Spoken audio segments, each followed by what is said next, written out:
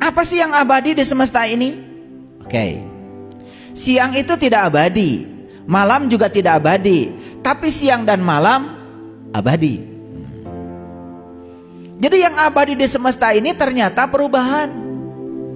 Dan perubahan itu ya oleh orang-orang yang sudah mencapai kesadaran tinggi sudah diklasifikasikan termasuk pada aspek hukum alam. Jadi kecerdasan itu sudah menjadi hukum alam sekarang. Perubahan itu sudah menjadi hukum alam.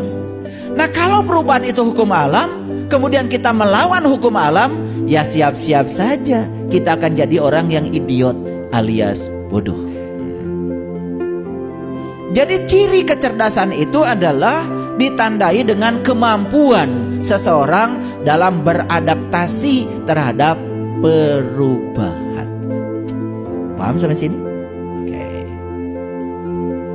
Awas ya, selesai kajian ini langsung evaluasi.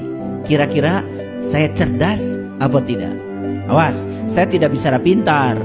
Kalau soal kepintaran, ya gak usah dibahas lah. Hafalan kalian banyak, betul nggak? Al-Ikhlas hafal, Al-Falaq hafal, Anas hafal, ayat kursi wah paling dulu hafal. Gitu. Karena ayat-ayat itu ayat-ayat penting ya untuk ngariksa diri dari jin dan kuntilanak, kan begitu.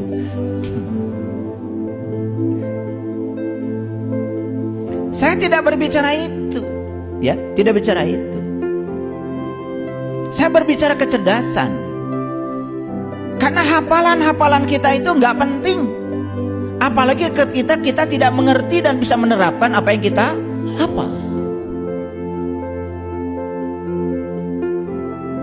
Yang akan menolong kehidupan kita bukan hafalan, tapi kompetensi.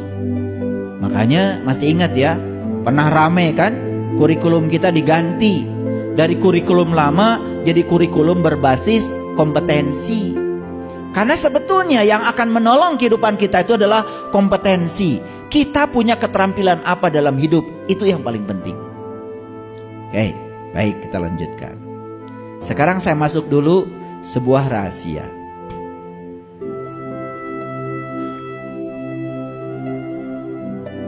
Ini adalah rahasia yang akan saya bagi hari ini. Kebanyakan manusia menderita hari ini karena apa? Dicengkram oleh masa lalu. Belum bisa melepaskan diri dari cengkraman masa lalu. Tidak hadir di sini saat ini sekarang. Saya katakan sekali lagi, siapapun yang hari ini masih mengizinkan dirinya dicengkram oleh masa lalu, bersiap-siap saja akan sedih selamanya. Makanya belajar agama, belajar spiritual, satu-satunya yang salah satunya yang dibangun kompetensinya adalah melonggarkan cengkraman masa lalu. Makanya intisari semua agama sama. Apa itu? Berserah diri. Makanya di Islam kita mengenal ada ayat inna din indallahil Islam. Sesungguhnya intisari agama menurut Allah adalah pasrah.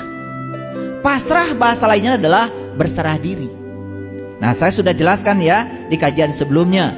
Mungkin sudah hatam ya. Berserah diri itu artinya adalah menerima saat ini tanpa syarat. Menerima saat ini tanpa penghakiman.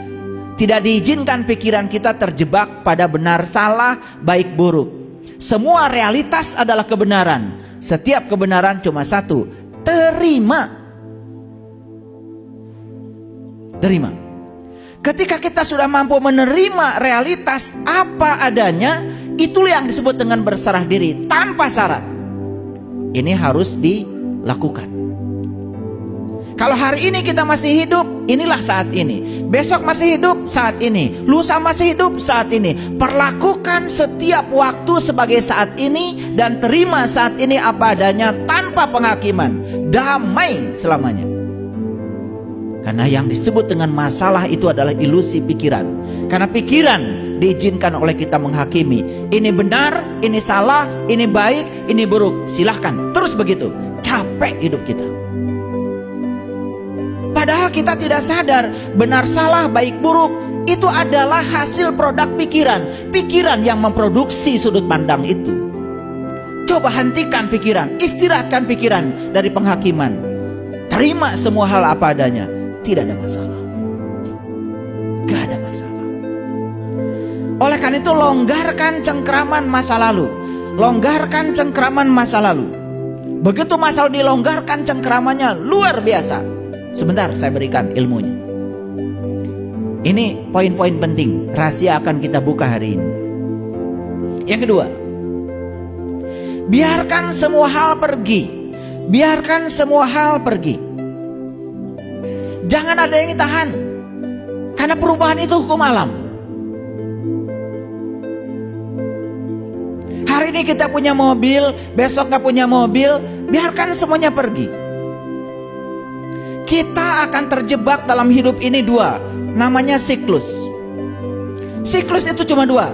Keberhasilan, kegagalan, keberhasilan, kegagalan. Dan sebetulnya yang melahirkan kegagalan itu keberhasilan. Tidak ada kegagalan loh kalau tidak ada keberhasilan. Dan yang menghasilkan kegagalan itu keberhasilan. Yang menghasilkan keberhasilan, kegagalan.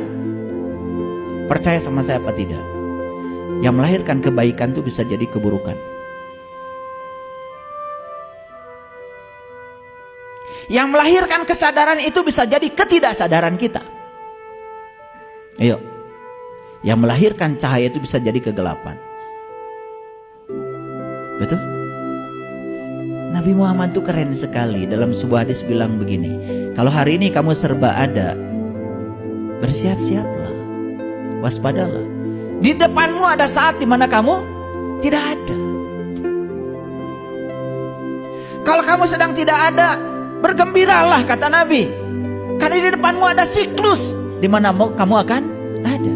Tidak ada yang siang yang abadi, tidak ada malam yang abadi adanya. Siang, malam, siang, malam. Tetapi yang abadi adalah perubahannya, siang dan malam. Ini adalah pola hukum alam yang tidak dipahami oleh kita semua. Karena kita selama ini mengidentifikasi diri kita sebagai pikiran. Paham? Oke. Biarkan semuanya pergi. Yang enak akan berlalu, yang tidak enak juga akan berlalu. Betul? Orang yang baik akan berlalu, orang yang buruk akan berlalu. Apa yang tidak berlalu?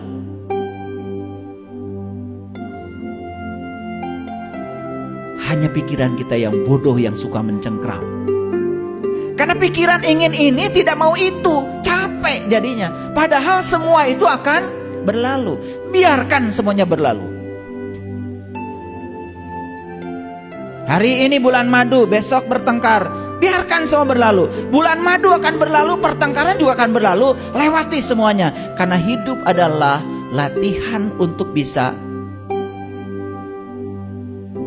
menerima yang kita tidak ingin dan melepaskan yang kita ingin. Itu hidup. Jadi kalau kita kenal dengan tarian semesta, kita kenal dengan cara semesta bekerja, sebetulnya gak ada masalah dalam hidup. Asik-asik saja.